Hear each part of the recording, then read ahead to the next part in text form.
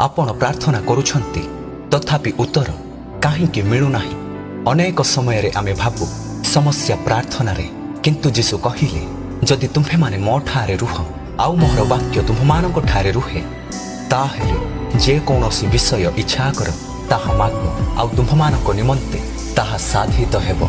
ध्यान दियंतु, जीसु केवल मागो बोली कहि नाहंती, से प्रथमे कहिले मो ठारे रुह, कारण संपर्क बिना प्रार्थना केवल शब्द होई जाए। जेतेबेले आमे जीसुको ठारे रहु धीरे धीरे आम इच्छा बदली जाए, तापरे आमे निज इच्छा नुहे परमेश्वर को इच्छा चाहू था। जीसु कहिले तुम्हे माने प्रचुर फल फलिले मोहर पिता महिमान्वित हेबे आउ तुम्हे माने मोहर प्रकृत शिष्य हेबो। सत्य प्रार्थना केवल मागिबा नुहे, एहा हेउछि परमेश्वर सहित निकट संपर्क। प्रार्थनार शक्ति केवल शब्द रे नुहे, संपर्क रे अछि। आमेन।